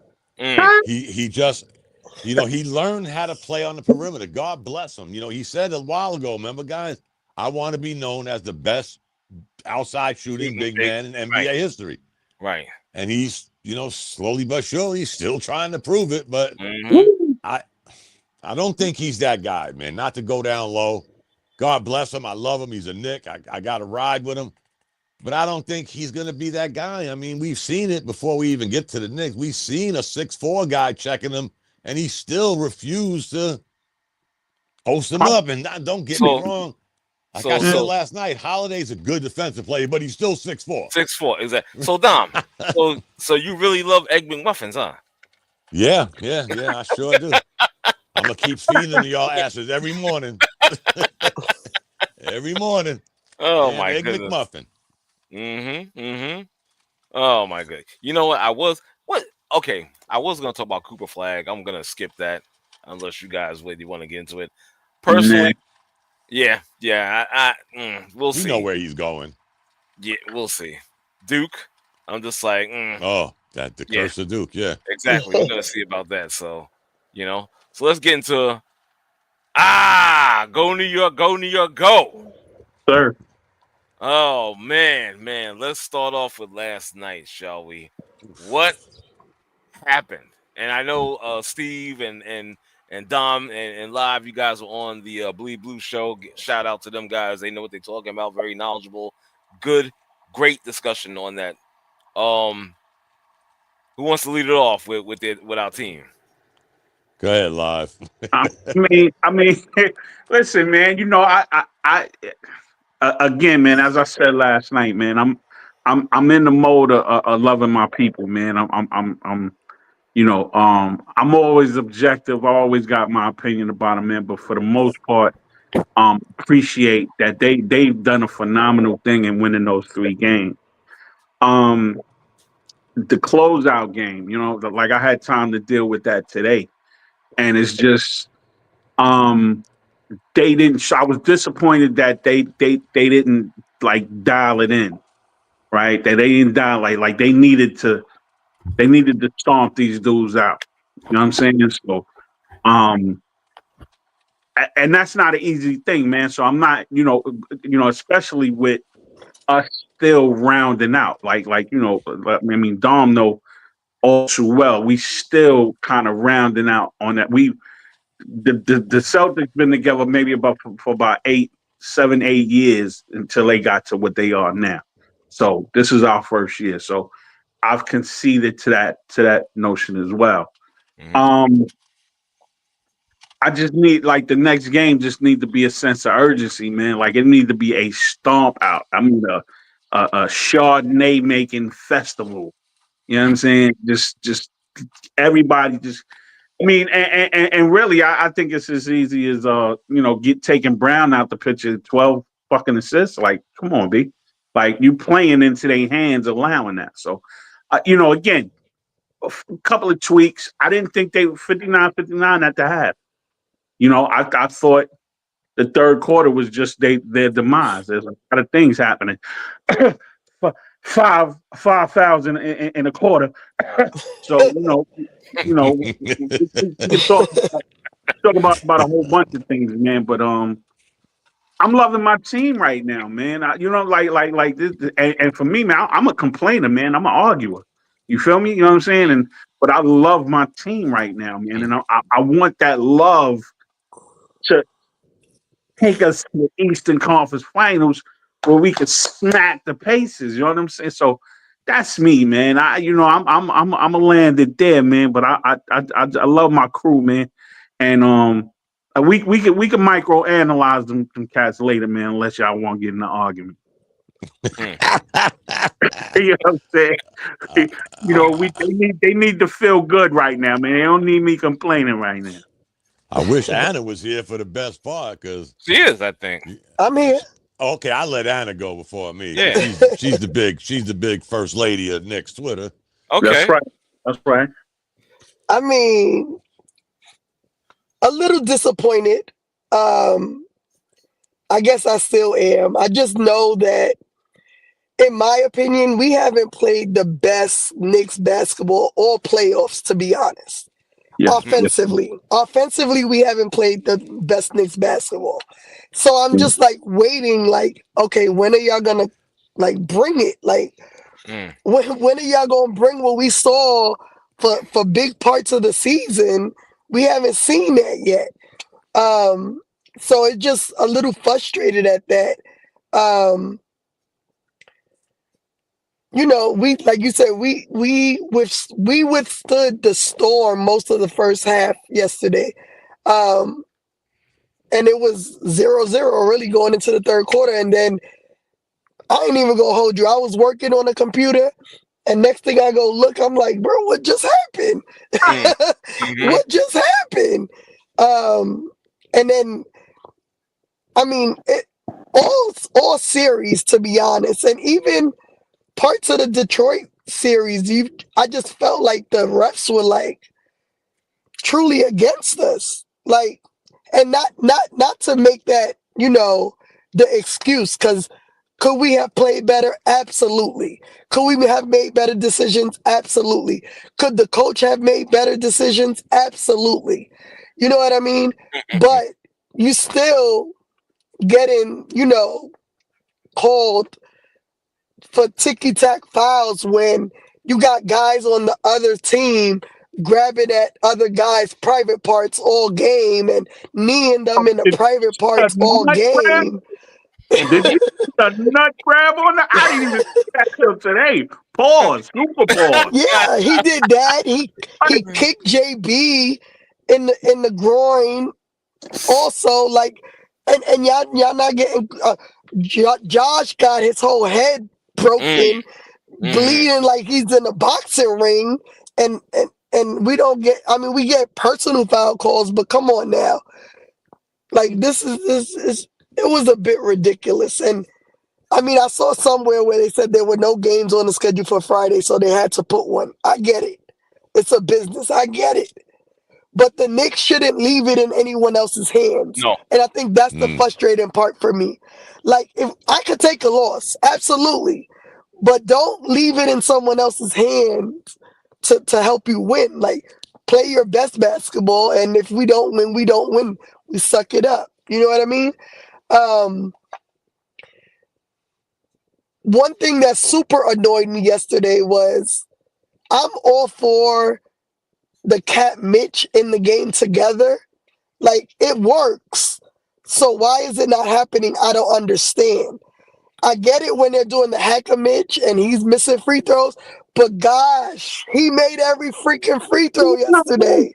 Yes, he did. He made every free throw yesterday. Yes, he did. He should have been in the game for more minutes. It just Dom, frustrated real me. quick, Dom, how many minutes did Hart play yesterday? Wait one. Go ahead, Anna. So that was super frustrating. It's like there's games where Thibodeau, he adjusts so good and you're like, yeah, he got it. And then there's games like yesterday where it's like, what are you not reading that we as fans see from the TV screen? You know what I mean? I think there was a stat posted on Twitter today that said the Knicks are plus 28 with Mitch on the court. No, they have outscored the Celtics by 28 when Mitch is on the court. When Mitch is off the court, the Knicks have been outscored by... Uh-oh. Can't hear you. Can y'all hear me? Yeah, you played faded 35 out. minutes live. Sorry, yeah, someone was calling me. When Mitch isn't on the court, the Knicks are outscored by like 60-something points. That number by itself tells you that man needs to be on the court. Yeah. His presence alone alters so many shots, and that's important for us. And I mean, I hope Thibodeau sees that he's needed. He needs to continue to make these free throws, and he needs to be on that court. I mean, tomorrow's do or die to me. We have to win. No ifs, ands, buts, maybes. Come out like our life depended on it. Yep. And that's just that. I mean, Mm-hmm. and then I'll end it with this. The Celtics thought they were funny showing JB on that Jumbotron yesterday when he fouled out. I'm going to tell y'all, the worst thing you can do is make that man mad, because he's about to drop 50 on your head tomorrow. Oh, no, he waved them goodbye. Oh, yeah, I know. But what I'm saying is, you don't want to make him mad because he's going to kill you with his game. It's a wrap. That's done. Over. That's done. Y'all just buried your own self. You're already hot. And they got a similar I think the Mitch thing goes against what the Celtics are doing. Like, none of their bigs are scoring. Porzingis is barely in the game. Right. Horford's giving you 20 minutes, 24 minutes. They're getting their scoring from the little guys. So that kind of sort of alleviates Mitch's real presence. Now, again, I told y'all yesterday, I read a stat that they're a plus 46 with him on the court and a negative 44 when he's not. Now, again, does that go to who he's coming in for? Are we a minus 44 with Cat on the court? They didn't get into all of that. But again, Boston is getting their points from the small guys. Here's the weird thing, guys. I've been waiting. I won't even say a blowout, guys. Can we win a game by like 15? This is the margin of victory we've had. 3-1-8. Yeah. In our 3 wins, we won by 3-1-8. And in our losses, we got smoked. It's just that simple. I mean, it's hard to figure this shit out. But I'm just waiting for that one game, guys, that we take a lead in like the end of the first quarter and never look back. Ain't we due one of those games? For real. I mean, can we get everything to come together like it did in the fourth quarter before Tatum got hurt? We had that game in the bag before Tatum got hurt. Thanks. right? We had that game in the bag. We was up by 9. He got hurt. There was like 2 minutes and change left, whatever. But I just want to see us get a 13, 15-point lead like we did the other day and did blow it. But I just want to see a blowout, guys. Serious. I want to be able to watch the game and my blood pressure ain't, 200 over 110 and just enjoy a damn victory without this. It's crazy to think about it, guys, how there are those, and even as Knicks fans, we can be a little honest and say, you know what? That shit's some virtual, impossible, oh-so shit to come from 20-something points down 2 games in a row. That is some crazy stuff, guys. Let's be honest. That is really crazy. We probably, if we didn't do them comebacks, this shit's over. This series would be over. Right. I mean, we had it in us to come back, don't get me wrong. And that's a combination of us balling and Boston just refusing. We sit here and talk about Tibbs' adjustment. This dude let them shoot 155 3-pointers and they hit 1. And he just kept on letting them do it and do it and do it. Never slowing the game down. That's how the Knicks came back. That coach blew them games. If we want to blame Thibodeau for everything under the sun, this dude blew them 2 games. You never thought about taking the air out the ball? He's a hump. Let them just shoot Well, threes. that's their game. Yeah, I know it's their game, but you're up by 22. He can't adjust that for shit. Yeah, you're up by 22 points, guys. Can we just take the air out the ball for a little while? Maybe that's this year. That's this generation of basketball. They all think they Steph Curry. Anna, you could still do that. You could still shoot 100 threes, but how about we shoot them with 18, 20 seconds gone on the clock? They were coming down jacking like it was a fucking preseason game. Yeah. I'm like, and this guy couldn't say, time out, guys. Hold on. Can we take the air out the ball just a little bit? We're talking a 20-something point lead, guys, in the late of the third quarter.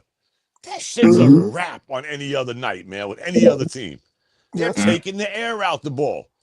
Sometimes it's detrimental, but with a 22-point lead, man, you got to be doing some bumphead shit to lose 2 22-point leads. No, guys, sorry. Can I jump right in? When we were talking about Mitch, and you said that they're beating us with their small guys. Think about it though. They're doing that. They're doing the pick and roll. Well, they're doing the pick, and they're baiting Cat to defend the smaller guy, and they're cooking him. Think about when Tatum, right before that game, Tatum got hurt. Tatum was baiting Cat to guard him. They set a pick so that Cat can switch on him every time, and I think that's what makes Mitch so beneficial to us, is that he's not gonna take that. He's a better defender when he has to switch on the smaller guy than Cat is. Right, without a doubt. So I don't question think to you, Anna, do you sit Cat more and have him play? No. You put Cat and Mitch, and you put Josh at the bench. But the switches still be made. You know what I'm saying? Like the switch is still gonna be made, yeah. But then you'll have Mitch. You'll have Mitch back there with Al Horford or whatever, and then you'll have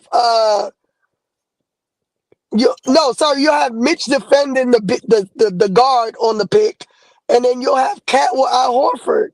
The elephant in the room, Anna, is Karl Anthony Towns. He's the elephant. I don't give a shit if he's on the court with Bill Russell.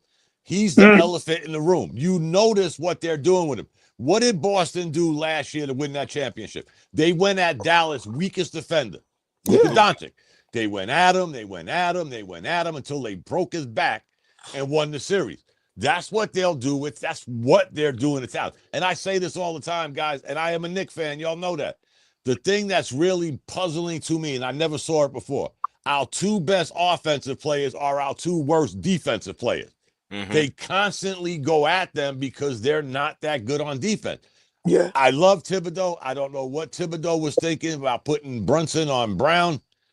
I think that was a foobar ready to happen. But that being said, they're going to keep attacking Karl Anthony Towns, whether it's in a pick and roll, whether it's in an ISO. They're going to keep going at him because he's not a good defensive player. We can say that and still be Knicks fans. Yeah. And Right? No, with Mitch on the floor, that the way they get their shots is when Mitch is sinking to help. That's when that guy is open in the corner. Yeah. So, you know, They're whipping. You got to give them credit, guys. Boston is moving that ball. They're they not are. doing the ground and yeah, pound. for sure they Jaylen are. Brown had 12 assists, probably a career high. I know it's a Yeah. playoff high. He had 12 assists last night, guys. Mm-hmm. 12 assists. But they was moving that ball. They were moving it around. And next thing you know, there's a guy out there on the 3-point line, Exactly. wide open. Wide open. Ain't nobody near him. I'm asking myself, who's checking live? Who's checking Anna? How are they that wide open? Mm-hmm. Ain't the name of the game. Stay with your man. Right. I They thought ain't so. setting that many I thought damn so. Knicks. Dom, that's what happened for the most part. That whole third and fourth quarter, man. It was just like we in transition, we couldn't line up right. When on the pick and roll, we was diving too quick. We was helping too much. It was all over the place. It was no discipline. Like you've seen in the first 3 games, there was a slight discipline in everything. The switch, the hedge, the staying with your man.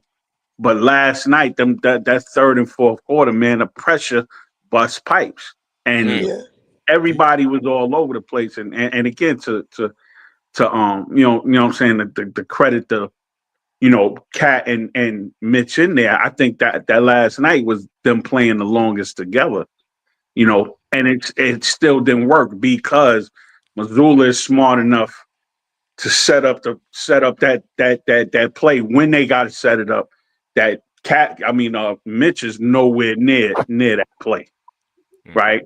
And even if he is, again, he's sinking in off a 39% 3-point shooter. So do y'all remember the game Bridges blocked Tatum shot Of course. and won the game? We all remember that, right? Of course. If that was Karl Anthony Towns guarding Tatum, Bridges never gets over there. Right. He's going to blow by Towns. Mitch actually leveled up with him. Y'all seen that play, right? Yep. He got down. Yeah, right there with him. It was Right. one-on-one. Right. If Bridges didn't block that shot, I think Mitch would have blocked it because he was in his ass. Yeah. But it gave his defense and staying with Tatum with the shake and bake and the imitating Kobe shit gave Bridges a chance to come over there and help. With Towns, he's blowing by Towns, and he's going to pull up, and we hope he misses. But Bridges never gets there. It was the fact that Mitch kept him at bay. That one took time off the clock and gave Bridges that chance to come out of nowhere and block the shot. That shit don't happen with Towns, guys. I'm sorry. As a matter of fact, the weird thing is when Bridges blocked the shot, in the background, you see Towns on the bench. I'm like, he's been there. Right. Good thing he was there. I'm happy you celebrating, bro. But I'm glad you were there because Mitch I can't even say he's a better defender. He's fucking oodles better on defense. He may be after Anunoby, the best defensive player we got.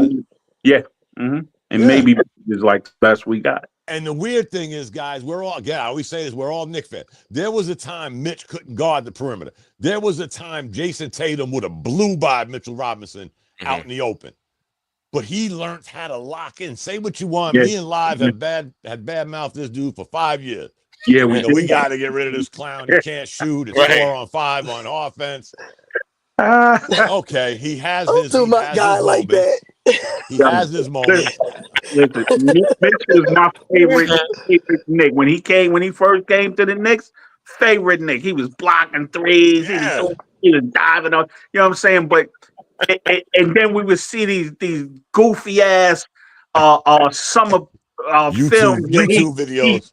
He going through the leg and he passing and he shooting threes. He don't bring none of that to the game. You know what I'm saying? And I'm just like, again, uber defensive guy, right? The best we got, one of the best in the league. Ask the Cavs; they still having nightmares.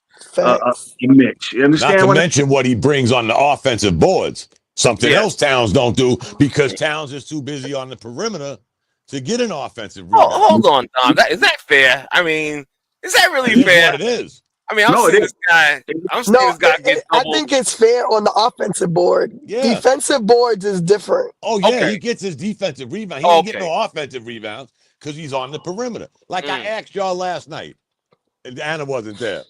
Is Karl Anthony Towns reminding y'all of Obi Toppin? Oh, nah, you OD. Standing out on He did say that. I'm just saying. Nah. He's standing out on the perimeter. Launch a three-pointer. I'm just saying, guys. I'm not saying it's a fact. I'm just saying the similarities are starting to fuck me up. I mean, he's standing out there like that's a bit extreme. I'm just saying, Anna. Look at this game. Homeboy's out there on the. That's the reason he don't get zero off. He gets zero offensive rebound. He's 30 feet away from the basket. This is what Knicks fans wanted. They wanted a stretch five, and that's what you get with a stretch five. No. I will say this: the game the Knicks won. I think it was at the Garden. Yeah.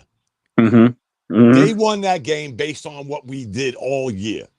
Our starting five got over 104 points. They was the most efficient starting five in the NBA. They averaged over 100 points all season.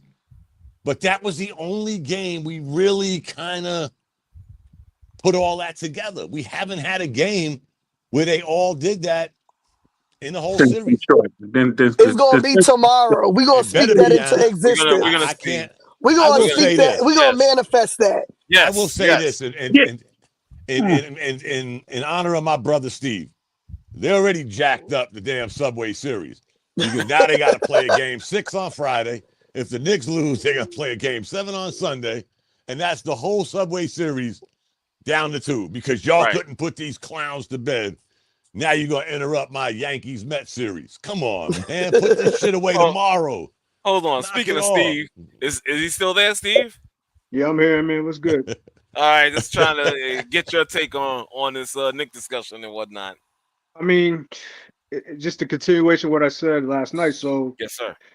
I mean, it's frustrating. You should have closed this shit out. Why play around? Like like I said last night with Tatum going down. I mean, they're fresh meat. They're dog food, man. There's no way you should have got smoked. There's no way you should have got smoked. You know what I'm saying? I slept on it. I'm still like, what the fuck? Like, slept on it twice. Like, yo, you should have smoked them. And it's the second quarter for me. It goes back to the second quarter. I'm not going to keep it long.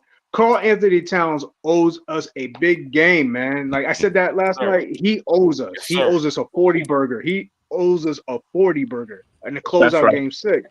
Because the most important thing is we saw Indiana finish off Cleveland. You gotta jump into the next series. This team is waiting for you, and this is a team we need payback on from last year with all the injuries in the playoffs. Yeah, so we need. I just hope they finish it off in game 6 because damn it, I hate it if it goes game 7. It won't. Don't speak that into this world. Yeah, this is why you had to finish it. This is why you had to finish it off in game 5, and it was the second quarter for me because to me the Knicks wasted possessions where they had a 6-point lead. They could have stretched it to 12, but they were bullshit with the turnovers. Like they were. It's like they were playing as if the 1980s Knicks with the fucking. We were talking about P. Rose earlier about the gambling shit. It was like they were shaving points and shit. It was really weird. It was really weird. Yes, sir. Like Michael Ray Richardson was on the team and shit again. Wow. Wow. What did I say last night, guys? What did your mother tell you when you was a kid? Don't play with your food. Yeah. Do not play with your food. What did the Knicks do? They play with their food. And now here we are. So what are the adjustments? Like, do you think Derek White is going to shoot the lights out on the road? Lord. I don't see that happening. I don't see it either. I do think I mean, you know what? Okay, if he does, let's look at it like this. If Derek White doesn't have the production like he did in game 5, how do they make up for that production from Boston's end? I don't know. That's a good thing for the Knicks. That's a good thing for the Knicks. Maybe even Brown to an extent. Maybe even Brown. I don't think he has it in him, guys. Seriously. I don't know. Yeah, right. I mean, I get what you're saying, Dom. I understand that whole logic. I get it. But again, you never know. You just never know. I would be more afraid of Pritchard and Hauser making up Hauser's for some not of the points playing. He's White's still not injured. getting. No, he played. He played He played. Oh, he Yeah, played? Oh, okay. He's going to play Well, now I because turned off. Tatum is hurt. And he's another one. He's another one that could knock down the three. Yeah, he had two. Yes. Yeah, he yeah. had about 8-10 points last night. Yeah. You know, they don't need a lot. We just need to control the shit we could control. White, let Brown do all his dancing and prancing, because sooner or later, the wheels are going to come off that. I just don't think he's that guy that can sit back and have that game of a lifetime against a very good team like the Knicks. Twice. I mean, I got to give him credit, man. I got to give him his flowers. The way he was moving that ball yesterday had me like, damn. Right. I wonder if he ever had 12 assists, period. And the Knicks got to start with the stupid fouls. Karl Anthony Towns in particular. Absolutely. Yeah, stop. So hopefully Knicks in 6, but it shouldn't even have went to this point after game. Yeah, I agree. I totally agree. Yeah, but you know, I think we need to have OG lock down Brown the way he was locking down. He's due for another. He owes us too. Yeah. They all owe us after yesterday. They all owe us. Was not there either. Like everybody, it's a consensus that everybody knows that yesterday was a very bad game by us. We didn't show up. Yeah. I don't see it happening in the Garden. I really don't. I hope not, because yesterday, Dom, we was talking about. I had said something about hero ball, okay, in this game 5 or whatnot, and I looked at the shots taken by the team and whatnot, each individual, and I saw a lot of teams. I saw 15 by this. I said it last 17. Night. You did say it, and I think that's more of an indication of the foul trouble that these guys got in which it was kind of like evenly dispersed. Because again, if you got a guy on a bench for a certain amount of time, somebody got to take shots. Right. Somebody got to take shots. But it was their starting 5 that had the teams. They all had 17, 13, 12, 11, 13. That was their starting 5, like we normally do. But you can't. Anunoby can't go 1 for 12, guys. No, sorry. Absolutely. Sorry. But and he normally doesn't go back-to-back games that bad. Right. I hope not. I hope not either. I don't know why. Maybe they'll do it. Why ain't? Again, we keep trying to hide Towns and Brunson. So okay, you put Anunoby on Brown and put Bridges on White. Yep. And let everybody else work shit out. And Steve's right. Karl Anthony Towns, knock it off. I think that's what it's supposed. I think that's what it's supposed to be, but they keep switching. You got to stick with your man. It's like absolutely. Towns is giving up too much time when he shoots or goes to the basket and he don't get a foul and he starts that stomping. Bruh, you're not a good defensive player as it is. Now the guy's beating you down court because you're doing all this flailing shit. He's a fat ass down court, man. Knock it off. Anna had gave a plus minus about Mitch. You know who else got a plus minus like that? Deuce. Yeah. Right? Oh wow. Okay. He don't get the minutes that Hart. You know what I'm saying? Hart is eating up his minutes.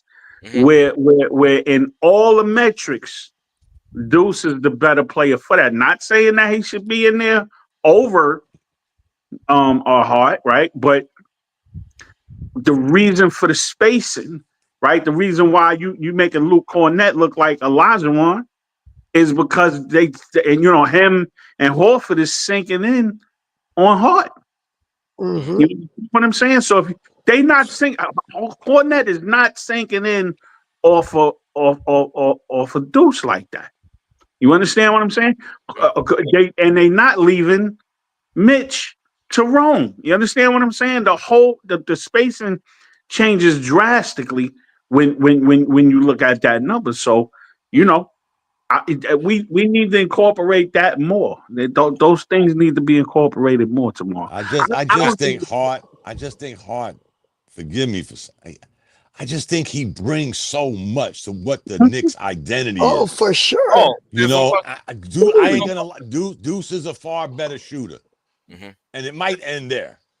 Deuce was known for his defense, but Harder getting your ass too. Yeah, Hard to get you assists. Hard to get you rebounds. I said, I think Deuce got him as far as shooting. I didn't say scoring. I said shooting. No question. And after that, but that being said, let's not forget, guys, this is probably Deuce McBride's worst season since he's been a Knick. Probably. He had a very bad shooting season, and it kind of sort of carried over into the playoffs. He had a couple of good games this series, but he's been, he's semi-invisible. Down and up, and not up and been down. As much as I would like to see it, I keep thinking, guys, you take Hard out. Who you putting in? If you're going to go with the Twin Towers, fine. Well, then you're losing on defense. You're losing on versatility because you still got Towns out there. And then you're losing on offense because we know Mitch is not going to do what he does in his quarterly YouTube videos. So you're sacrificing so much. So again, what devil do you want to dance with? I guess that's what it comes down to. Well, I think I said last night it was too late, right? It was too. Me too. Yeah, same. To play with Hart and these situations, right? I think there are minutes in the game where you can do that, right? Where you could do, you got to start Hart, you got to finish with Hart, right? But there's minutes in the game where, especially, and this is where I think I you know what I'm saying, I think y'all gonna look at this, right? 5 minutes into that first quarter, Cat goes out, so it's Brunson chucking the rest of the quarter until he sits down. Take Hart out then, right? And put and produce in, right, for the spacing, so he had room to go where he needs to go to. Okay. You understand what I'm saying? So I think there's spaces you can't just do it right now because Hart is such an integral part of the squad. It's part of the chemistry. You know what I'm saying? His uncertainty and his wildness, his X factor, is we can't really do without it. You understand? But it's a gift and a curse. I gotta say it though, guys. Again, sometimes I scratch my head too when it comes to Tibbs. Don't get me wrong, I ain't his defense attorney. But that Landry Shamet not in the game. I mean, damn, shooters can shoot. After we done seen him, like he had a 5-6 game stretch where he's shooting like 52%. Well, I always say it, guys. Shooters can shoot. Yeah, can shoot. I always said it about Buddy Hield. Shooters can shoot. Buddy Hield can shoot. Now Buddy Hield is an honorary Golden Stater. He done replaced Thompson. Thompson. Yeah. But I'm not saying that live. I'm just saying, guys. Buddy Hield maybe win the bet against you, Dom. I know. But Steve, how many times have you heard me say this? Shooters can shoot. Buddy Hield can shoot. I think Buddy Hield's thorn in his side was, again, he's a guy that did 4 years in college. Oh my God. We got to look at this guy like something's wrong with him. But he can shoot in college. He shot every team he's been on. He's a good shooter. I ain't saying he's Jerry West, guys, but he is a good shooter. Very consistent shooter. Now, he'll have his ups and downs like anybody else. But Shamet, I mean, this guy can't get 12 minutes. Well, put up 4 or 5 shots. I mean, that's Thibodeau, though. Yeah, that's Thibodeau. I mean, I know what he is. That's just his. Yeah, because I feel the same way. Like, bro, campaign hasn't been productive in how many games? Like, why are we not trying DeLon Wright when he's shown that he can impact winning? Yes, indeed. My opinion. But sometimes you just gonna let campaign just shoot from the logo every freaking game and not make nothing in. I get it. He's a shooter too, right? So when it falls, it falls. But for how many games has it not fallen? You got guys on that bench to try. I just think it's kind of late in the game. Like for that guy you're talking about, Anna, But is it, Dom? Because when JB went out, he stepped right in. Yeah, but that was the regular season. The lights are brighter now. I'm not saying he can, Anna. Don't get me wrong. So let me say this: we wouldn't have known JB in Dallas if you ain't get to see him when the lights was bright. Yeah, I'm with you, Anna. I'm just saying. I'm saying a couple of minutes here and there. It can't be worse than what campaign is giving us. Right. Without a doubt. I just That's think all I'm saying. I'm not saying give him Deuce minutes or take No. Josh Hart. I'm saying Cam is not productive at all. Try something else. I would try Shamet. I would let Deuce come in, run the ball, I control wouldn't. the offense for a few minutes, because this is the NBA, guys. The NBA is predicated now on perimeter shooting. We laugh and joke about Karl Anthony Towns not taking a 6'4" guy to the basket, but there ain't many people, we talked about him earlier, Giannis, who will go to the basket with abundance. Mostly everybody nowadays, it's call it what you want, say what you want. It's a perimeter game. Everybody wants to shoot from outside. Nobody wants to go to the basket no more. So the one only thing we do know about Shamet, he can shoot. He Give him can. a few minutes. And then I agree with that. The only issue I have with that is having him and Deuce in together, because the amount of pressure Boston plays defensively, full court, Shamet's handles ain't there. You need another ball handler, and DeLon Wright can handle the ball. That's the only reason. I agree. I agree with DeLon over Cam right now. Yeah. Yeah. I just want to see Shamet get some burn, because we need some No, outside shooting. I think he deserves it too, because he played his ass off, especially towards the end of the regular season. Sure. Yes. Who's our perimeter shooter, guys? Karl Anthony Towns? Yes. Yeah. Jalen Brunson. Hence the reason I compared him to Obi Toppin. Forgive me, but you're going to stand out on the perimeter all damn day. And I'm saying, why not have Shamet do that shit? He's a much better perimeter shooter. Right. Just let him just 10 minutes, guys. 5-minute spurts. All I know is honestly, I tomorrow. I don't want to see a game 7. Yeah, I'll say that. I don't want to see a game 7, but what I want to see from this team, stop falling behind early. Yeah. Stop falling behind early. Stop forcing shots that are not high percentage shots. Yesterday, I was like, oh, well, it's tied? Okay. Because I knew Boston was going to come out with that gusto. I just knew it. I was like, okay, let's just stay close, and we could do the same thing that we did in those first two games and come from behind, or even tied and win and take it in Boston. You understand? But obviously that wasn't done. But again, I don't want to see these guys like Derek White doing this 4 for 4, 4 for 5 stuff. Getting all these shots and whatnot. Let's not fall behind too early, please. That's why. But what you're saying, Steve brought up earlier, when the Knicks had that 6-point lead and could have extended it to 12. There was a lot of mishaps on Boston's part where we could have extended the lead, but we had just as many mishaps. And we haven't had that. That's what I keep saying, guys. We haven't had that stretch in a game, except the one game we went up by 9 before Tatum got hurt. But last night was that night you kind of felt it. Oh, shit, we're up by 6. If we could stretch this lead, let's see what we do with a lead. We're so used to coming from behind.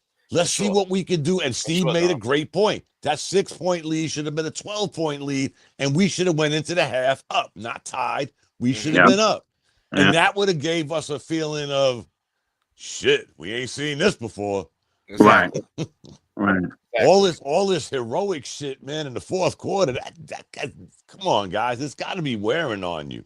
Serious. I mean, the Knicks, I got to admit, man, the Knicks have been trained. I told y'all about that muscle memory shit. I think the Knicks have mastered that muscle memory, and that's why they don't get fatigued at the end of the game. Your body and your mind, we did it in the military, your body and your mind will take you places you don't think you will go if you're constantly doing it. Because you don't know what the other side is. I've been doing this shit for 10 years. You know, this is a way of life, man. Who get tired, really? Come on, man. You don't get tired in a basketball game. It's 48 minutes of your life. There's enough dead guys. Come on. I say this all the time. A fucking 30-second timeout's 5 minutes. They have a 30-second timeout, and you done saw 16 commercials. Exactly. And what are we talking about here, guys? A 48-minute basketball game is taking 2.5 hours. 3 hours, Yeah, 3 hours on a nationally televised. For sure. On, you already know. That's a lot of dead minutes, man. And the Knicks have mastered that. Where, you know what? Look at the games they came from behind, guys. Boston was the team that was winning. They was the team that was running and gunning, feeling themselves.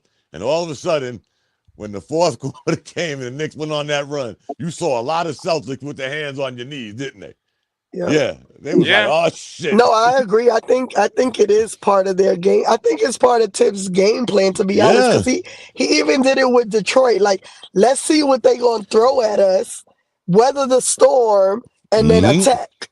Yeah. Right? Like, don't let them figure us out. We're gonna figure them out, and then we're gonna attack. Yeah. They did it that game in Detroit where they like held them scoreless for like I don't know how many minutes. And they did it in games 1 and 2 with Boston as well. But I'm telling you, the downfall of that is what we saw yesterday. Yeah. When you get too hot and they get too hot and we get too cold. Yeah. And then we lose. Yeah. Yep. But for the most part, though, if I was laughing at first, when I saw the Celtics with their hands on their knees, I'm like, damn, 5 minutes ago, y'all was up by 20 points. What happened? You kept jacking threes. First of all, you kept running down the court on offense. Right. You're running down the court on defense because the Knicks are pressing. They're trying to come back. They're the ones trying to pump shots up real quick because the clock is against us. And what did Boston do? They play right into their hands, and all of a sudden you saw, oh, shit. What I done got into. What had happened. What had happened was exactly. Yeah, they just kept pressing them, and it was over. So just give me one game like that, guys. Just give me that 12-point lead in the third quarter. Yeah, we definitely within the 24-hour period of hopefully seeing that. Hopefully, I want to see a blowout, man. I'm sorry. I'm kind of with you on that, Dom. I'm with tired, you on that, guys. I'm tired. Okay, I like this shit, man. I like to see a double-digit win. Yeah, you know I ain't as young as y'all, man. This shit takes something out of me. So we're gonna see tomorrow night. Let's go Knicks. Keep that positive energy, those thoughts. Keep our brothers in our prayers, and let's see what they do tomorrow night, man. You know, I hope this shit ain't over quickly. Cause don't say that. I don't want to. I gotta say it. I don't want to say it. I know that's not the case. Okay. Right. So with that being said, peoples, let me get ready to log out. Let me thank the following: Dom, thank you; Mr. Live, thank you; Steve, thank you; and of course, Ronan. I'm glad you was on that. You unmuted your mic for a few minutes to talk. I appreciate that. And last but not least, Mrs. Nix, Anna, thank you for joining. Thank you for joining Untitled tonight. So thank you. Hopefully see you guys again. And peace and blessing. Y'all be good. Thank you, man. Later, Live, Steve. Yes, sir, Steve.